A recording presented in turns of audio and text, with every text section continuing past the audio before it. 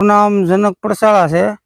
હું સુરત હીરા ગણતો તો અહીંયા મંદી આવી। પેલા 500 રૂપિયાનો તળિયામાં બે હતો એટલે 500 રૂપિયાનું કામ થતું, પણ પછી ધીમે ધીમે કરતું 150 ઠેઠ પોગી ગયું।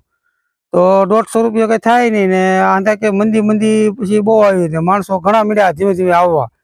અને હંધા એમ કહે છે કે આ અમેરિકા કંઈક લોસો પડ્યો છે એટલે એ કે આ મંદી તો રહેવાની છે।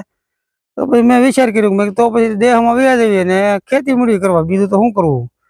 એટલે અમારે 10-12 વીઘા જમીન છે અને 3 ભાઈઓ છે, એટલે 3 વીઘા જેવું 3-3.5 વીઘા આવે ભાગમાં એ વાવું છું હું, અને ગુજરાન ચલાવીએ છીએ ને અમે દેહમાં આવીને ખેતી કરવી છીએ। અત્યારે ખેતીમાં કેવું વધે અત્યારે આમ કેવું ખેતીમાં હીરા પેતા બહુ અત્યારે સારું છે। હીરામાં તો 150 રૂપિયા કઈ સિટીમાં વધે નહીં ને, પૈસા કઈ 150 રૂપિયા કઈ થાય નહીં ને। અહીંયા તો શું શાહી દૂધ ને મળે આપણને હતા, એટલે આપણું અહીંયા હાલ્યા કરે। ત્યાં તો એવું પછી કઈ હોય નહીં ને શાકભાજી અત્યારે વાવ્યું છે થોડુંક, એટલે એ ખાવા આપણે લેવું ન પડે એમ, એટલે આપણે આપણું હાલ્યા કરે। અને ત્યાં સિટીમાં તો અંધું શાકભાજી દૂધ બધું લેવું પડે, એટલે 100-150 રૂપિયા આમને ખર્ચો આખો દી નો લાગે। હવે કરવું કઈ રીતે, એટલે પછી અમે દેહમાં આવીને ખેતીનું કામ ચાલુ કર્યું છે ને કરવી છે ને હાલ્યા કરે છે। મારું નામ જીંજવાડિયા મેહુલ, ગામ અબ્રમપરા।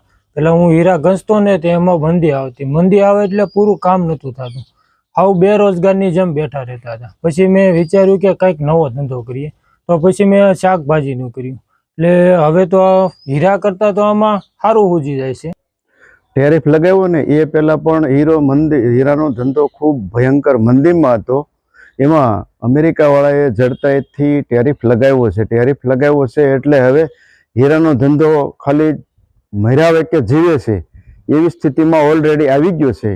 હવે 8મ પછી કદાચ કેટલા કારખાના ખુલે, જે અમરેલી જિલ્લાની અંદર 1200 જેટલા યુનિટ હતા, એમાંથી 50% યુનિટ ચાલે છે। 50% એટલે કે 100 ઘંટી હાલતી હોય એને 50 ચાલે છે, 10 હાલતી હોય એને 5 ચાલે છે। અને રત્ન કલાકારો જે 60,000 રત્ન કલાકારો હતા એ અત્યારે 40,000 થી 45,000 રત્ન કલાકારો છે। અને જે બીજા રત્ન કલાકારો છે એ કોઈ ખેત મજૂરમાં લાગી ગયા છે, સેન્ટિંગના કામમાં લાગી ગયા છે, અન્ય મજૂરીના કામમાં લાગી ગયા છે, જેથી કરીને એનું ભરણ પોષણ થાય તે માટે। ટેરિફથી ખાસ કરી ડાયમંડ ઉદ્યોગને ફટકો કઈ રીતના? ફટકો ટેરિફ લગાવ્યો ને એનો મોટો ફટકો છે।